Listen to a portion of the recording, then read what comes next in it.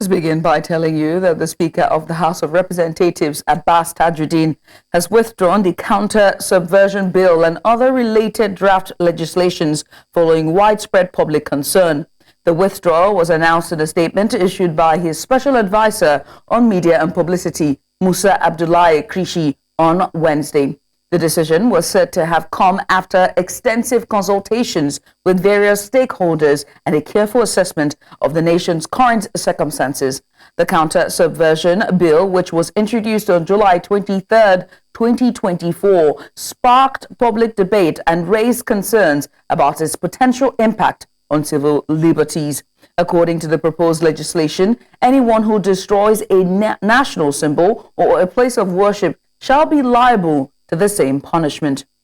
Some update there on the hashtag End Bad Governance protest. The Council of State has described a recent protest against bad governance in the country as an attempted regime change.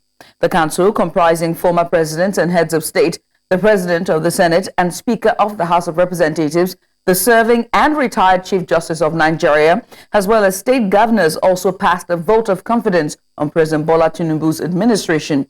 Briefing State House correspondents after the meeting holding for the first time under President Bola Tinubu's administration, the Minister of Solid Mineral Development, Dr. Dele Alake, said the council praised Tinubu for resisting a forcible takeover of government. He said the hashtag End Bad Governance protest was not a protest but a movement, adding that the Council of State thought that nobody should be allowed to truncate the hard-earned democracy, and that any change would be through the ballot box and not by insurrection. Reacting to this, we're joined now by National Secretary, Youth Rights Campaign, Francis Nwakba. Francis, thank you so much for coming on. Very interesting move here by the government. But how do you respond to the Council of States characterization of the hashtag End Bad Governance protest as an attempted regime change? Do you think that this label is justified?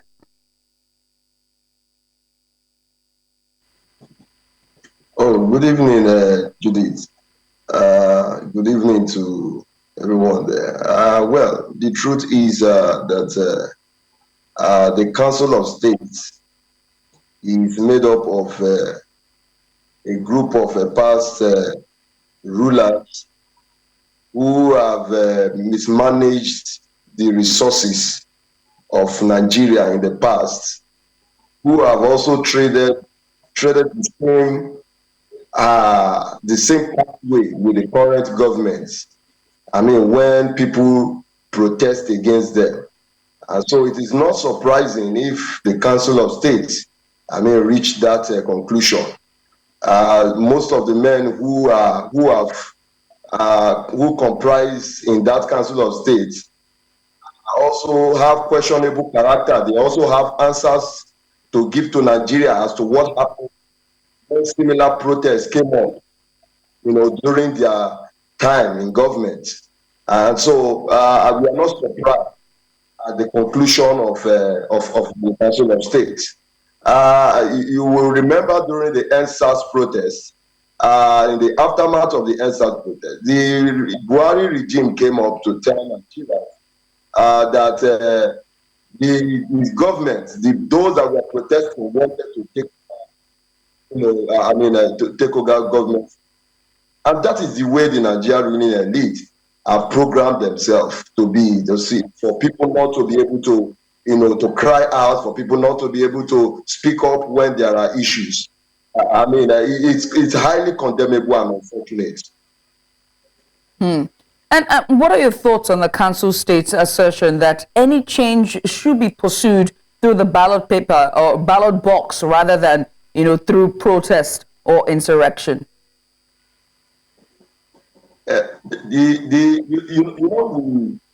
Just like I said earlier, this is a ruling of elite that are not in touch with the realities or are not conversant with democratic tenets. The going to vote the ballot is not the only ingredient of democracy. We have seen all over the world how people, the citizens, are freely expressed, themselves when policies that are anti-people are introduced, by those in power. We have seen governments being, we've seen governments being, asked to step aside. We've seen government being, even this present government himself is aware of how Yahya Jammeh of Gambia, through a protest was set packing by his people, so it's undemocratic for any democratic government to say that people cannot say that, yes, with this government policy, we don't want this government policy. We are not comfortable with the way this government has, have forced down policies that are anti-people, and the people do not have the right to say that we no longer want this government. People have the right to say they no longer want the government. Now, the Council of States and its members have passed a vote of confidence on President Bola Tinubu's administration. Do you think that the Council of State support for President Tinubu will impact the movement's goal or its ability to influence policy changes? Let me be clear that the Council of States is made up of men of the same class. And so they do not represent the interests of the working people. They do not represent, if you go back as far back as 1999 from the Obasanjo regime, between 1999 and 2007, we had about 9 general strike, conducted by the Nigerian Labour Congress. And these were because of the anti-people's policy, the workers' policy. And the same thing we had under Yaradua. We had about almost 2 more strike of student strikes. Schools were shut down. The same with the Jonathan regime, where we had the subsidy protest and all of that. So these people are characterized by anti-people's policy. So they do not represent the interests of the poor people, of the working people. And so the truth is that the Nigerian people are not deterred. The policy of this government will not change because it is a government that is built on the capitalist system.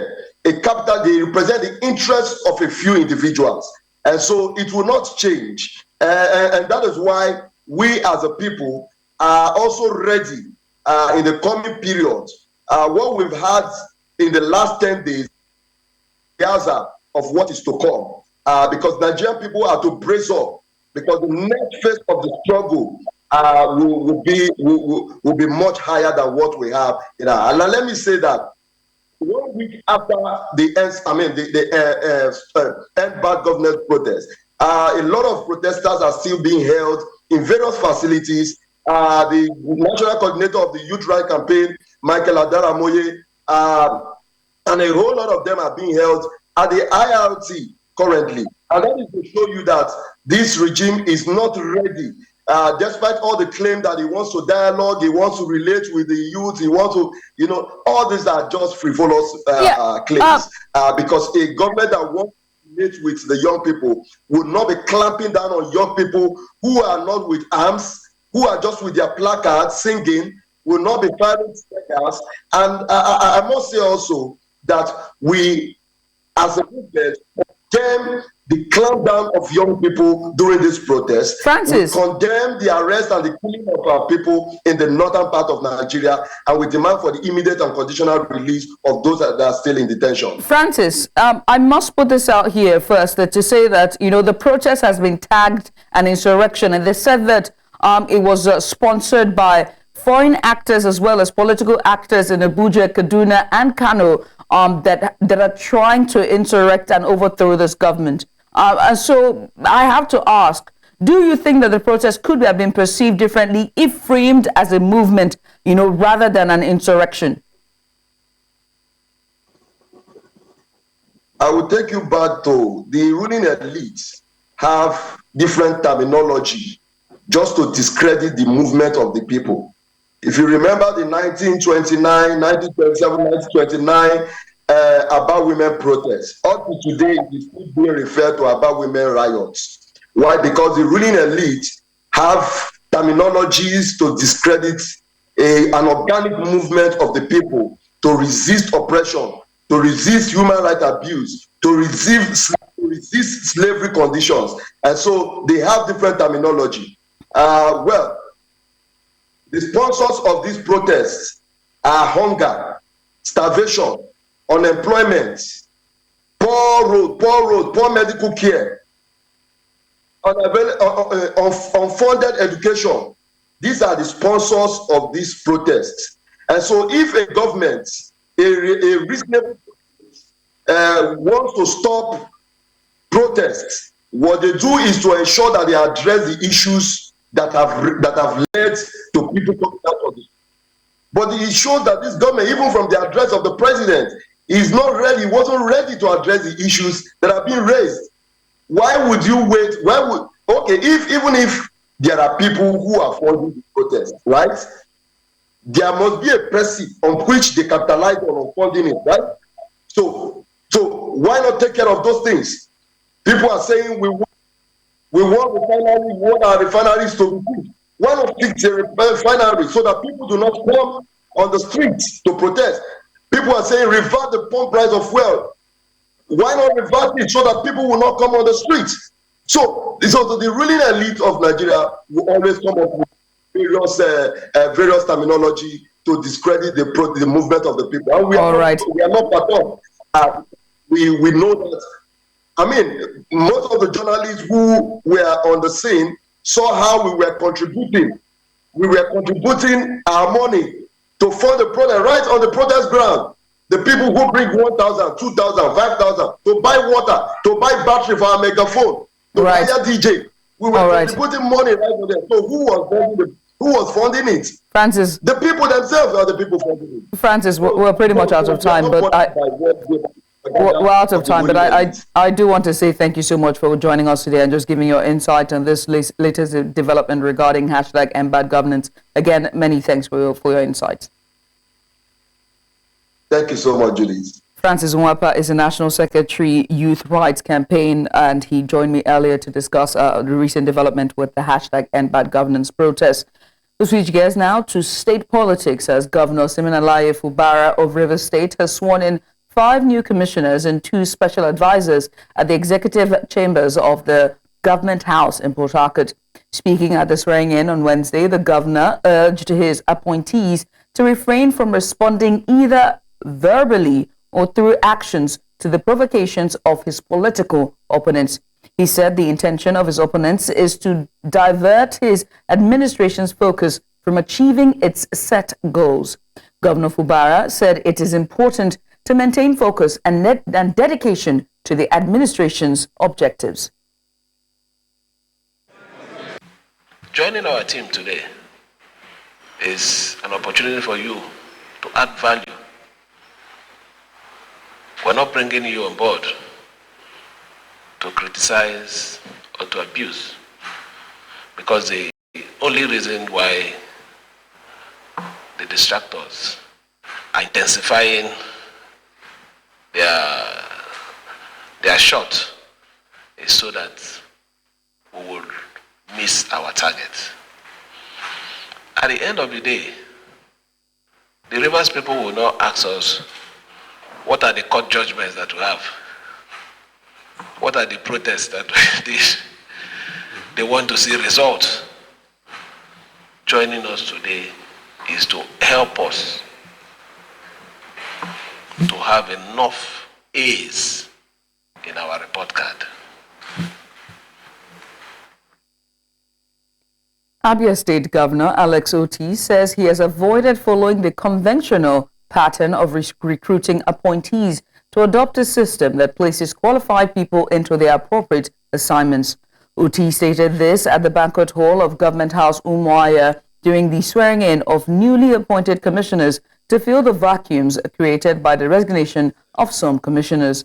The governor, who said his government is strategic with recruitment, also urged them to be team players in their jobs. The new commissioners also spoke about what they can do to help the state forge ahead.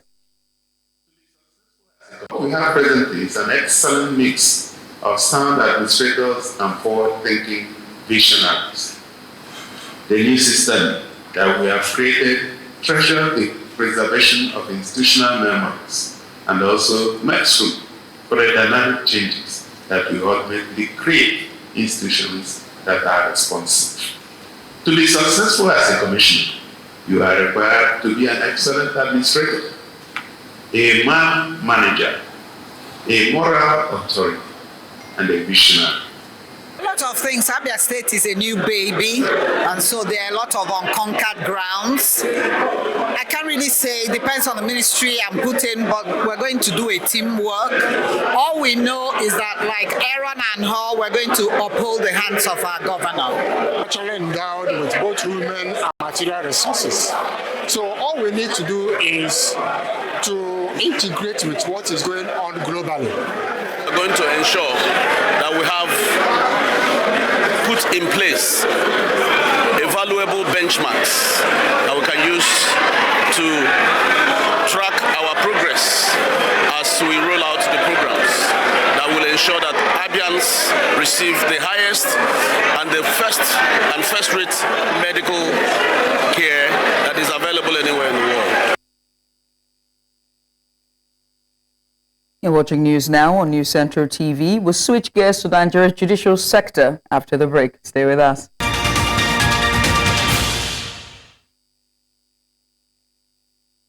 And you're welcome back. Nigeria's judicial sector is undergoing a significant transformation as the federal government announces a staggering 300% salary increase for the judicial officers nationwide. This move has sparked widespread reactions and discussions across the country. News Central's Bettina Unweli reports. The salary adjustment, scheduled to take effect next month, seeks to address long-standing concerns about judicial compensation. While some view this increase as essential for attracting and retaining qualified judges, others are questioning the timing and potential implications of such a substantial raise. The 300% increase right now is wrong because the president is trying to buy the judiciary over, and the judiciary will not have any say. By so doing, it will have control over the judiciary. Our judiciary will be paralyzed. In the government, we have three arms of government: the executive, the judiciary. So if we now go to only the judiciary to increase, that means this government wants to suppress the law of the land. Whatever they have done to the judiciary, 300%, they should do the same thing to the labor. It's a right step in the right direction for the federal government, but my appeal is that the government should look at the side of the civil service too, so that this can trickle down as well. If you're talking about curbing corruption, if you are earning enough, at least in a way, it will go, it might not be a long way, but at least it can go a way in reducing the level of corruption. The increase in judicial officers' pay is undoubtedly a bold and a necessary step. Ensuring that judges receive fair compensation for their crucial role in upholding the rule of law is essential. However, it is equally important to examine how this decision aligns with broader economic policies and its potential impact on public finances and corruption. When you increase the salary and the economy is still battered, you are still going to battle with further inflation. And inflation, as we have it at 33.9% or thereabouts, you are increasing salary without a serious work on the economy to make it deliver on the promises of democracy. You are still going nowhere. Historically, judicial officers in Nigeria have seen gradual salary increases, but this 300% adjustment represents one of the most significant changes in recent years. The government contends that this move will enhance the quality of justice and help combat corruption by reducing financial temptations. If we want to promote the independence of the judiciary, we have to do it in a way that will give them remuneration and give them independence. The politicians should stop infiltrating the judiciary, giving them gratification to change the course of the law, because that is dangerous. That is how I see it. I am not going to celebrate this increment in any kind of salary, because it looks to me like it's gratification. As this policy is implemented, it will be crucial to monitor its effect on both the judiciary and the broader economy. In Lagos, for News Central, Bettina Nwili. Earlier, we're joined by constitutional lawyer and public affairs analyst Kabir Akingbolu, and here's what he had to say. Take a look. The independence of the judiciary, although judiciary, by the constitution is, had been made to be independent, so also the men that man those courts. So, but with this increment, I think people can now say, okay, we are being paid for what we are doing. No amount of money can be too much for the civil servants who are manning this cause, because you can be surprised that in this 21st century, our judges are still writing in long hands, except in Lagos that we have some, development and all that, some, innovations about technology and all that. But I think with this increment, which was long overdue because their salary was last increased 70 years ago, which was a long time, given the galloping inflations that we have had over the years, given the number of the low in power, in purchasing power of our naira, yet they are being paid a paltry sum. But with what they are paying them now, at least, it's not yet to Urudo, but it's something to really write home about. The Economic and Financial Crimes Commission has called for the establishment of specialized courts to aid the speedy trial of oil theft cases, as well as other financial crimes in the country. The chief of the staff to the executive chairman of the commission made the call during an investigative hearing at the House of Representatives, expressing worry that the absence of such measures has caused the delay of many of its cases. There are cases that, oil theft cases that have gone on for over 10 years, some much longer than that, and then sometimes again, from the Court of First Instance, you see it running to appeal and then Court of Appeal and then to Supreme Court, So this also affects a lot in conclusion of the cases. So if we do have special courts, but not just specifically to issues of oil theft, but more broadly to the things that we do in terms of economic and financial crimes, this would also go a long way in assisting at the work that we do. Still on energy sector, the Nigerian National Petroleum Corporation Limited has clarified its decision to divest its 7.2% stake in the Dangote refinery. In a recent interview posted on YouTube, NNPC's Chief Corporate Communications Officer, Olufemi Shoneye, explained that the corporation opted to reallocate its investment towards projects across the country after recognizing that compressed natural gas is a more affordable and sustainable energy alternative for Nigerians. Shoneye also emphasized that NNPC had no involvement in any sabotage of the Dangote refinery, noting that it would be counterproductive for the corporation to undermine the plant. He pointed out that NNPC is a significant shareholder in the 650,000 barrel per day petrochemical facility with a substantial investment of billions of naira. Earlier, energy analyst Shenwu Daniel joined us to speak on these developments. And here's what he had to say. The government is definitely looking towards the impact on the country as a whole and on the citizens. But in terms of actual return on investment, it will depend on a lot of factors. Because a lot of money needs to go into infrastructure development, the CNG adoption rate, general gas prices, and operational efficiency. While CNG is cheaper than petrol, the initial investment in that infrastructure has to be very significant, and you have to educate a lot of people. You have to also let people convert their cars over time. But comparing it with the Dangote refinery investment, definitely the Dangote refinery will return more, will give you more returns in the shorter term, and that, I believe, that is what Nigeria needs. Away from energy. A passport is an official government document that certifies identity and citizenship, entitling the owner to travel to and from countries or foreign countries under its protection. The actions of Favour Igiobo, a Nigerian lady who destroyed her husband's international passport at the Murtala Mohammed International Airport in Lagos, have been widely condemned ever since the incident went viral on social media. News Central's Dashan Usman looks at the legal implications or penalties for willfully destroying or damaging, or better yet, tearing one's passport. Take a look.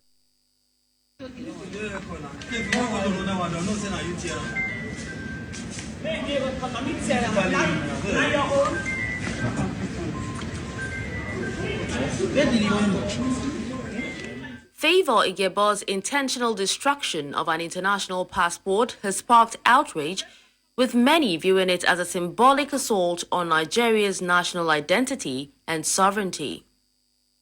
Consequences are unfolding as the Nigeria Immigration Service has summoned her for interrogation and launched a comprehensive probe. Additionally, the National Orientation Agency is advocating for a prosecution aiming to send a strong message and prevent future incidents. But what is the legal stance on this matter?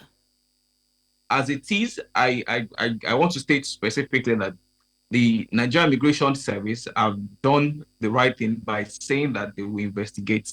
And after investigation, they will take proper step in the sense that if the woman is found to have done this intentionally, then they can proceed to court. The court can decide to have the woman, sent to jail for 10 years, and also with the option of fine, right? But the option of fine is not exclusive of the 10 years imprisonment. Alternatively, a marriage counselor recommends therapy and mental health evaluation for the couple instead of punishment, viewing the incident as a typical lover's quarrel.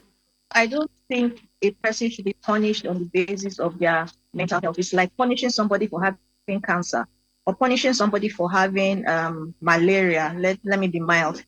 Okay. It's absolutely uncalled for. I think the justice system should be lenient with her if they find out that she's undergoing some psychological abuse or a mental illness. Tearing the passport was not something that was done the heat of passion. It was something that was done intentionally. Two things we look out for. You look out for the mens rea and the actus rea. The mens rea was that she had the mind, she had meditated on it, and she felt that, okay, by the time I do this, it will deprive this person of traveling outside the country. And then the actus rea, she took that action. She decided to tear it by herself. And in fact, was seen by everybody. So the law, the ignorance of the law is not an excuse. In a peculiar twist, if Favour is charged, it would be a landmark case, as she would be the first person to face legal action for destroying a Nigerian passport. This simply means that the passport is government property and must be treated with care. In Lagos for News Central, I'm Darshan Usman. Very interesting twist of events.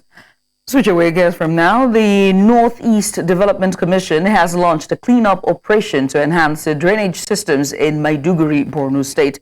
Now, this initiative not only targets a significant improvement in infrastructure, but also provides vital employment opportunities for the city's youths, who are now actively engaged in cleaning and maintaining these critical drainage channels.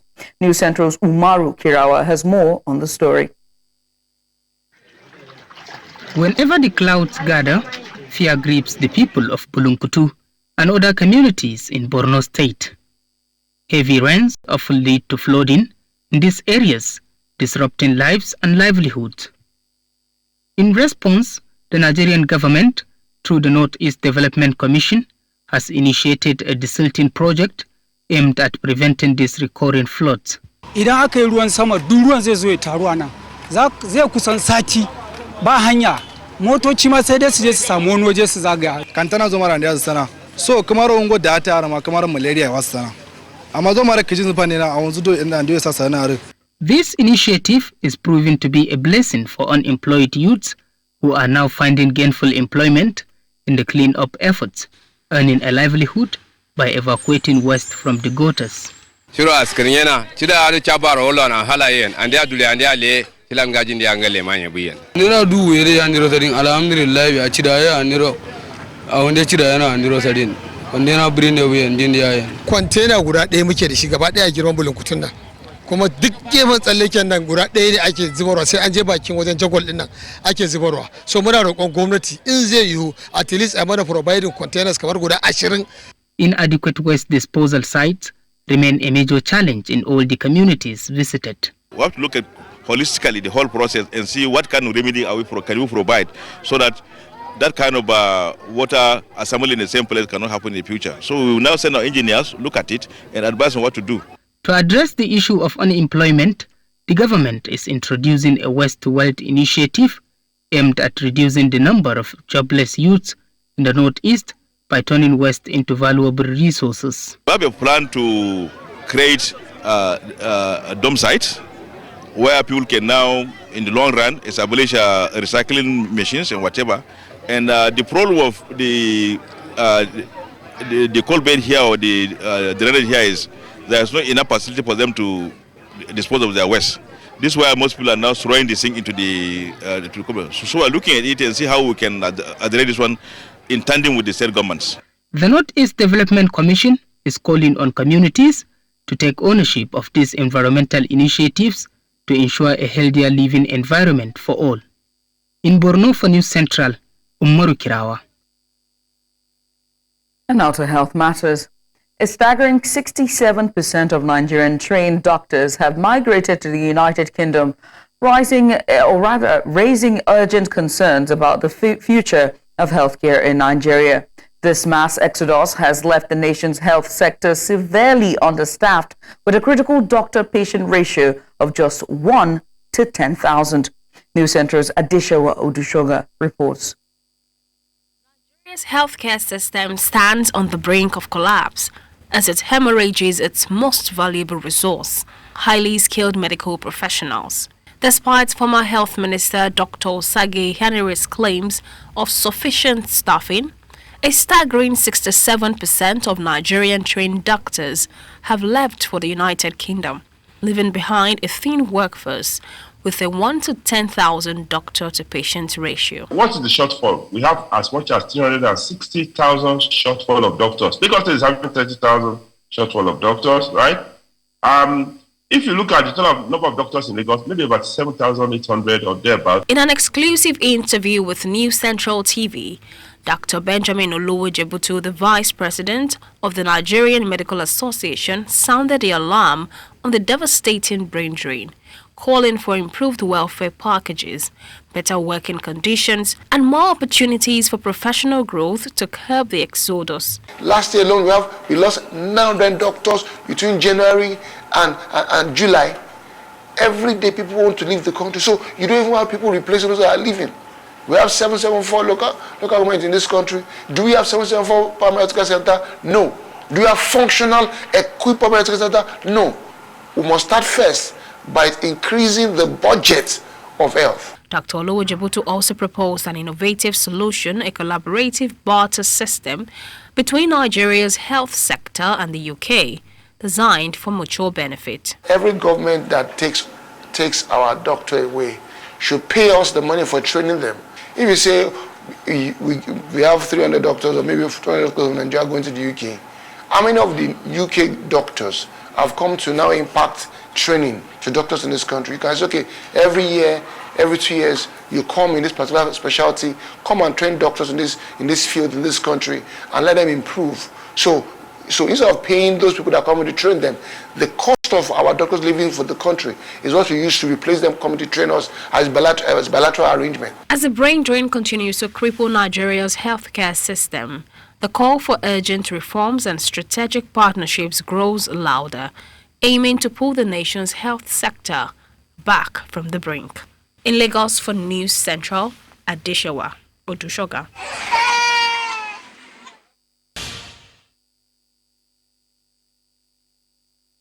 And welcome back. The news continues in East Africa, where South Sudan's Salva Kiir has held talks with political leaders to discuss the feasibility of holding long-delayed elections due to take place in December. The world's youngest country has yet to go to the polls 13 years after its hard-fought independence from Sudan to the frustration of its people and the international community. The meeting assessed the status of the faltering implementation of a 2018 peace agreement to end a bloody 5-year civil war between forces loyal to Kiir and his arch-rival and now Deputy President Riek Machar. Deputy Affairs or Cabinet Affairs Minister Martin Alia Lumuru said the review was aimed at providing a realistic timetable for political leaders to agree upon for the elections. Mozambique, the pearl of the Indian Ocean, is a land where the sun kisses the shores and the spirit of its people dances in the wind with its stunning beaches, lush landscapes, and vibrant city streets. News Centro's Mungani Ziziba takes us to an extraordinary journey through this beautiful country filled with vibrant stories and rich culture. Welcome to Mozambique, a country I once knew little about. But one visit changed everything. Now I understand why it's called the Pearl of the Indian Ocean. My journey began with a breathtaking view from my hotel window. The Indian Ocean stretched out before me, with the city of Maputo nestled in the distance. As the sun rose each morning, it cast a golden glow over the landscape. I witnessed a work of art. In the heart of Maputo, the capital of Mozambique, a city alive with charm and vibrance, the people here are humble and unique. Each encounter filled with kindness and warmth. During the adventure, we explored some of Mozambique's most breathtaking sights, from sun-drenched beaches to its incredible wildlife that captures the essence of nature. The people of Mozambique, they have been so friendly, so welcoming, so appreciative of us exploring their beautiful country. I've also loved the weather. Obviously, the weather has been beautiful. Just sleeping and waking up, hearing the sound of the ocean just right outside has been also beautiful. Mozambique have a lot of opportunities because it's one of the undiscovered one. So this is a diamond without being working on. A visit to Independence Square was truly humbling. Standing before the statue of Samora Machel, I felt the weight of history. How can one talk about Mozambique without acknowledging the scars of the past, where remnants of conflict remain a constant reminder of the resilience? How could I not mention food? The prawns here are a delight.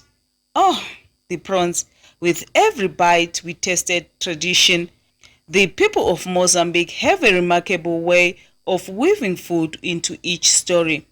The fish, the seafood. I really love the seafood here, and I'm glad to be at Ponta de Ora experiencing the beach. Mozambique is a great place, and its food, its music, the culture and the people makes it incredibly a place that you have to visit. People get to experience exactly what it means to be able to try their prawns, but also to be able to immerse yourself in their culture. The food, beaches, weather is awesome. Love it here, love it. The food left a lasting impression on my palate and heart. Mozambique isn't just a feast for the eyes, it's a culinary treasure. It's no wonder why Mozambique is a food lover's paradise. We have a typical Portuguese, Indian mixed with our traditional way of cooking, so that actually makes Mozambique a very nice place to be. But what captured my attention most were the chilies. How can one country have so much variety in just one ingredient? Everyone I spoke to raved about the chilies, and I soon discovered why. With more than 100 bottles of different chilies at the market, each one carries its secret, a story, a flavor, and a memory. I learned about the ingredients that make these chilies sticky and flavorful. It was fascinating to see how something so simple could be transformed into something so extraordinary. Chili queronte, vertente diferente. Eu posso dizer que toques mágicos, ou seja, unção. É unção que tem de diferente. O prepare de mel não é comum. O de amendoim torrado. O prepare de maracujá. O de castanha. Ou mais, há grande diferença. Thank you. I learned about the ingredients that make this chili sticky and flavorful. It was fascinating to see how something so simple could be transformed into something so extraordinary. It's a special recipe, and it's really nice because it keeps the flavor of the chili, not just giving that spicy sensation, but also keeping the flavor of it. The journey wouldn't have been complete without a trip to Maputo National Park. The beauty of Mozambique isn't just in its culture, it's also in its breathtaking landscapes. The beaches are nothing short of paradise, inviting you to lose yourself in their splendor. It's a million memories, beautiful sceneries, the fauna, the flora, just the sea. Everywhere you go, there's a different view, a bit of the old and the new and the mix of everything. Mozambique, you have etched yourself into my heart forever. From your stunning vistas to the warmth of your people, your essence will always remain with me. You truly are a pearl in a vast of ocean. In Maputo, Mozambique, for News Central, Bongani Siziba.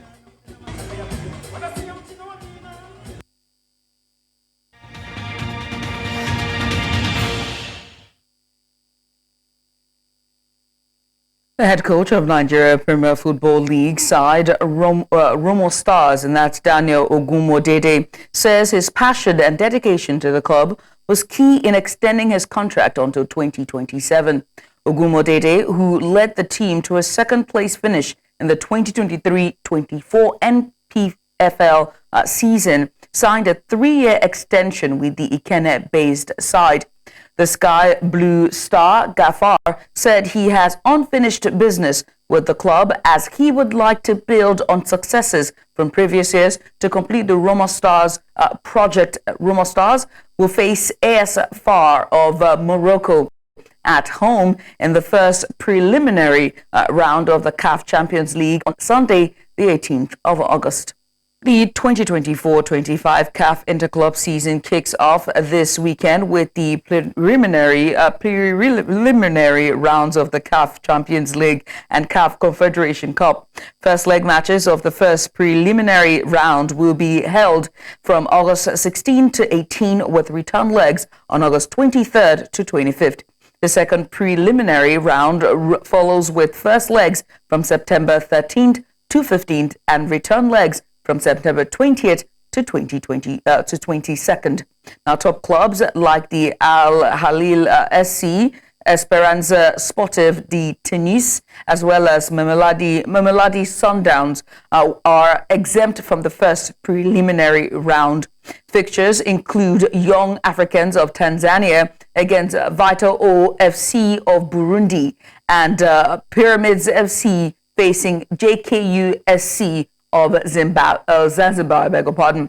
In the CAF Confederation Cup, Zenko United will battle Dynamos FC and Nostranoman FC will host TP Elect Sport. And that's all we can take at this hour. But before we go, let's take another look at some of the major stories. House of Reps has bowed to pressure, withdrew Counter Subversion Bill. EFCC has called for establishment of specialized courts to aid speedy trial of oil theft cases. We also told you that South Sudan leaders have held talks on election visibility. Now remember that you can send us your eyewitness report to the WhatsApp number now showing on the screen. And while you're at it, make sure to follow us on social media. We're at News Central TV. You can also watch News Central live on DSTV channel 422, Star Times channel 274, Avo TV and YouTube. Many thanks for watching. I'm Judith Atibi.